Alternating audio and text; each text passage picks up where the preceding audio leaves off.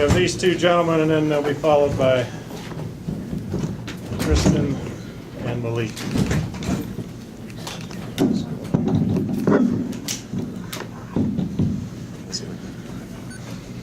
BJ, over here. BJ, Coach just heaped a ton of praise on your name in the post game. Talk about the game and talk about how you've stayed positive this entire year when the shot wasn't falling, things may not have been going your way, but had a great game today. So just talk about that a little bit, please. Oh, we won, man. That's all I care about, honestly.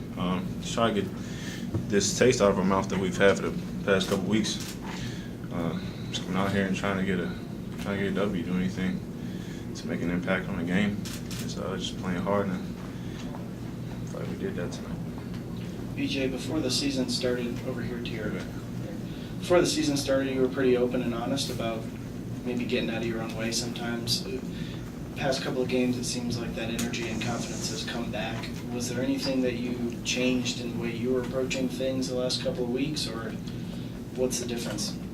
I'm saying just focusing on just making an impact on the game, whatever it is. Being aggressive, picking my spots offensively, rebounding, playing great defense, just doing whatever is needed to try to stay on the floor. I'm not putting any pressure on myself to get any statistical, things during the game. Just try to go out there and make an impact.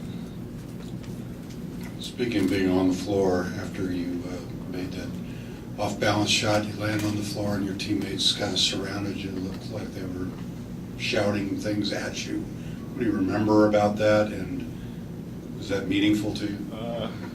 I remember getting hit a couple times. I don't know who it was.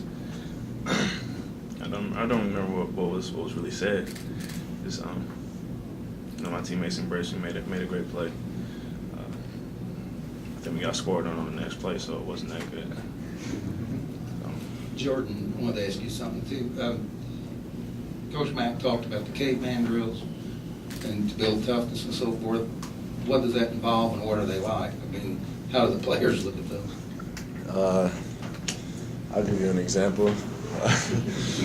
The other day in practice, we have this rebounding drill. It's called Nick's rebounding.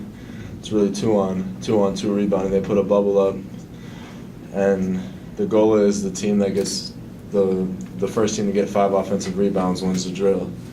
There was actually people in the gym for the practice that we did this. A lot of people. It was like probably 40 or 50 people in there.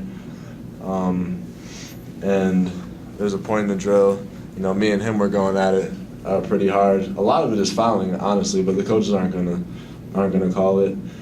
There was a point I got frustrated, threw all the waters down, just because it gets real physical, and you want to win. Everything we do is competitive in the drill, and they had a lead on us, and somebody got an offensive rebound. I ended up getting back on offense though, and winning the drill. A lot of it is just real physical, throwing each other down, doing whatever it takes to really get that rebound. It's drills like that we do every day just to kind of instill toughness, and the coaches are going to let you play because they know what their goal is. Their goal is to make us tougher, and it's working. Jordan, they kind of stayed between 5, 6, 7 points in the second half and stayed with you for a long time. What today did you all do better, or what did you do better in the second half to preserve a win? Just preaching that we have to play 2 halves and just keep our energy up and play urgently the whole game. We have a tendency to take our feet off the gas when we're playing, and that's something we can't do, especially now come March. So that's really what we worked on. Getting the ball up the court and just playing fast. BJ, you had 10 rebounds today. In February, the entire month, you had 8. A couple of games you didn't play at all. How did you manage to maintain your incentive, your motivation during that period? Just being ready when my name's called. Always have that mentality to go in practice and get better. No matter how many minutes I'm playing the game before, it's always trying to get better in every aspect of my game and practice, and that's how I kind of stay motivated and just being ready when my name's called. Jordan, Coach Mack mentioned a couple of offensive tweaks that you guys made today about positioning with Malik and kind of trying to change the way you guys get the ball inside. What are some of those other changes that you made maybe over the past few days to get things flowing on offense a little better? That was really it. Besides, obviously playing more urgently and getting the ball up the court. Really just taking advantage of Malik, being able to pop out and make threes. And then when Steve's in, really getting it into him. Like I've said before, not a lot of people can deal with Steve. He's going to be bigger than you. He's going to be stronger than you. And that's why we got to get into him and let him work. If he needs us, we'll be out on the perimeter. If he needs an outlet. But the goal is, get into him, let him work and do his thing.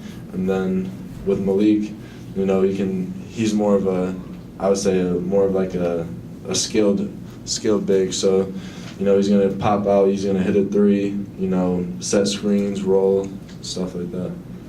VJ, a two-part question over here. Mac said that you had met with him recently, maybe a couple weeks ago, and just said, hey, I want to get on the floor a little bit more. How can I do that? What was that conversation like? And the other question is, how much or what percentage of your performance today is because of the haircut? Oh, Jesus. Well, for the first question, I'll kind of keep that between me and Mac. Just know that, we had a conversation, and he told me in what ways I can be more effective, and I feel like he put me out there a little more, and with the more minutes that I play, that's kind of put pressure on me to really make an impact. And I feel like I've done that the past 2 games. As far as my haircut, I don't know. Just thought it was time for a change. I got sick of the hair. So. There's 2 questions and then we're done. Jordan, is it fair to say, Jordan, over here, that if you go 1 for 6 from 3 earlier this year, last year, you're probably not going to have a double-double? Is that something that's changed in your mindset? You don't let that affect you as much and try to do some other things? No, that doesn't really affect me because at the end of the day, I score. Like I score the ball, not just shooting threes. I mean, last year maybe, all I could do was shoot threes, but this year I'm not really worried about that. I can score in a lot of ways. There's going to be days the threes aren't falling. We were 2 for 22 from 3 today. There's going to be days like that, but at the end of the day, just got to keep playing hard on defense, get stops, and the offense is going to come. So I'm not really worried about days I go 1 for 6 from 3. I know I'm a great shooter. I'm in the gym. I spend so much time on my shot. I'm not worried about days I go 1 for 6, I guess. But yeah, I'm always going to be confident and always think the next one's going in. BJ, this question is for you. I got to ask, are the Lakers going to make the playoffs? I'm not a Laker fan, man. Yes, he is. No. Yes, he is. Yes, he is. We'll see. In the locker room, he thinks they are. I'm still a Cash fan. I'm still a Cash No, fan. he's not. All right, thanks, guys. We'll be back with CC and Malik.